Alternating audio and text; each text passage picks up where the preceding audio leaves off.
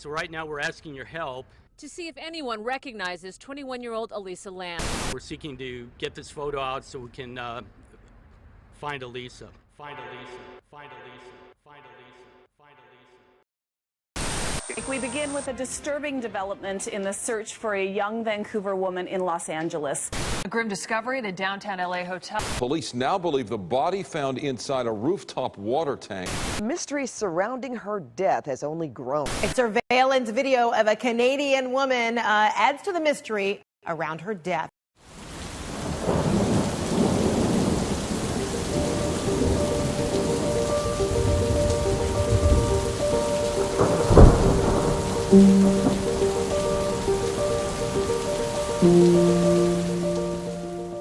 The case of Elisa Lam has captivated the public's attention since her death in February of 2013, when her body was found in a water tank on the roof of the infamous Cecil Hotel in downtown Los Angeles.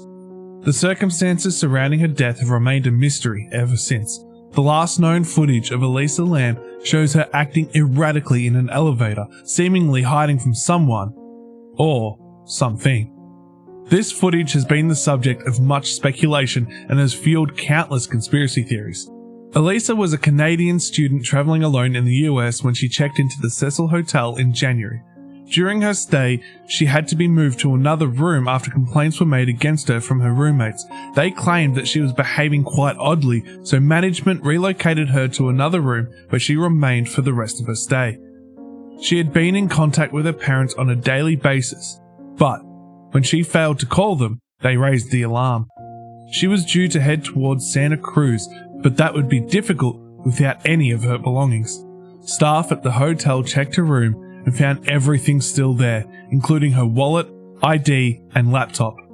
The search began for Elisa.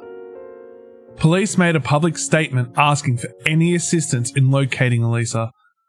Yesterday we were made aware of robbery homicide of missing persons case, Elisa Lam. She was last seen on the 31st at the Cecil Hotel at 640 South Main Street. She's a Canadian citizen, and the reason that we're investigating this robbery homicide is because we're in connection with Interpol on a regular basis, and any case that involves foreign nationals usually comes to us. So right now we're asking your help. We have a photo. Parents are here. They've flown down from Vancouver, and we're seeking to get this photo out so we can find Elisa. Again, she's been missing since the 31st, and she was down in Los Angeles in our area just basically for leisure, for travel, and we're continuing the investigation now, and we're looking for your help. So with that, that's pretty much all I have as far as details on the case. If you have any questions, I can entertain them now. During the statement, they played a portion of the now infamous elevator video. This video instantly went viral due to its strange nature and sparked numerous theories on what Elisa was doing. One of those theories was that she was playing the elevator game in an attempt to reach another dimension. The elevator game is quite complex, and everything must be done in a certain order to reach an alternate dimension. The player must first enter the elevator of a building with at least 10 floors, either by themselves or with another player. No outsiders can enter the elevator. Players must travel in a specific sequence up to the 4th floor, down to the 2nd, up to the 6th, back down to the 2nd, all the way up to the 10th, and then down to the 5th. Players must stay on the elevator the entire time. When the players reach the 5th floor, if done correctly, they will see a mysterious woman. Players must not interact with her in any way, shape or form. If players do not follow this rule, then there is a possibility that they will never return to the real world again. Players must now go from the 5th floor down to the 1st. This is where it's said things get interesting. One of two things are said to happen. If the elevator goes straight down to the 1st floor, you must exit and do not look back or talk to anyone. However, if the elevator goes up, you have been granted access to another dimension. Once reaching the end of your ride, things will look somewhat different.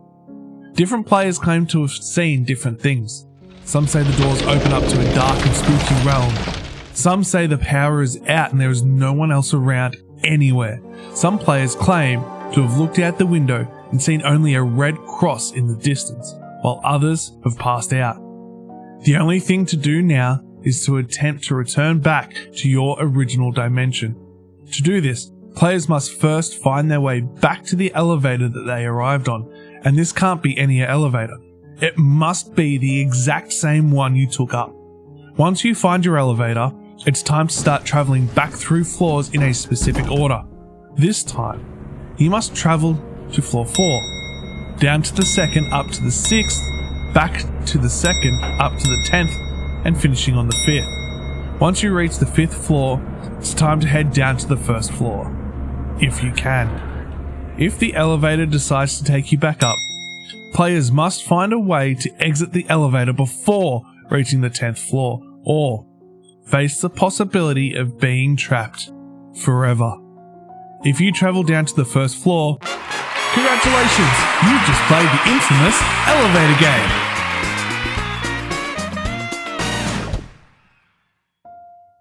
Was it possible that Elisa was playing the elevator game and happened to break an important rule? Did she see and interact with the mysterious woman on the 5th floor?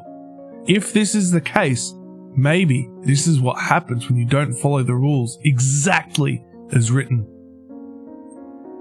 During the search for Elisa, police and search dogs combed through the hotel, going through each floor all the way up to the roof, but found no signs of Elisa anywhere.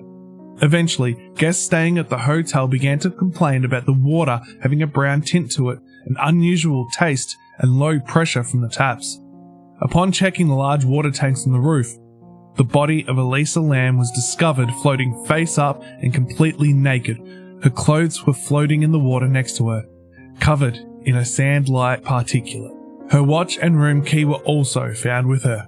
The coroner's report says that Elisa died from accidental drowning, with her bipolar disorder being a significant factor. There were no indications on her body that led investigators to believe anyone else was involved with her death. While this accidental drowning could very well be the cause of Elisa's death, there are a few things we must look at first that bring up some interesting questions. While there is most certainly access to the roof, the main door is alarmed and staff would have been notified as soon as the door opened. This door was tested after Elisa was found, and it was determined that the alarm was working perfectly fine. The only way she could have bypassed this door was from the hotel's fire escape. When the sniffer dogs were following her scent, they lost it at the window that connected to the fire escape. Another question a lot of people were asking online was associated with the water tanks themselves. These tanks are 4 by 8 foot tanks on concrete blocks with large and quite heavy concrete lids that would be impossible to close from the inside. Maintenance workers need to use a ladder to check on the water. How was Elisa able to climb into the tank without a ladder and close the lid? The maintenance worker who found her, Santiago Lopez, said that the lid to the tank was open, instantly dismissing this claim. Others say her behaviour in the elevator clearly shows that she has taken illicit substances before her death. However, this is also quickly debunked by the toxicology reports. Elisa had a minimal amount of alcohol in her system, about 0.02. No drugs other than small amounts of her prescribed medication, small enough that there should have been much more, and she was clearly under-medicated for her condition. Many use the elevator footage to help with their theories, but when the footage was released to the public, eagle-eyed viewers noticed that there was some discrepancies, mainly with the timestamps. The footage appears to be sped up, and the time even skips. If police released all the footage, why would they feel the need to speed it up, and why would they edit it in any way? What is in the missing part of the footage? Despite many of these questions being disproven and pointing to Elisa's death being at her own hand, there are still many theories online as to how Elisa came to her end. Some have suggested that she was the victim of foul play and that the hotel staff was somehow involved, pointing to the fact that the hotel had a history of violent crimes, including murderers and suicides. The most notable resident of the hotel being the Night Stalker Richard Ramirez, who in the mid-80s murdered 13 people.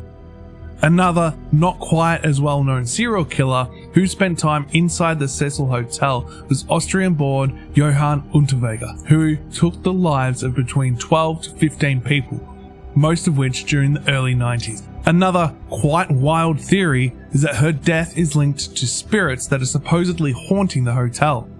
With currently around 18 deaths occurring at the hotel since 1927, many of which were suicides or unsolved murders, it's no wonder that the hotel would be a hotspot for paranormal activity, which could be an entire video on its own.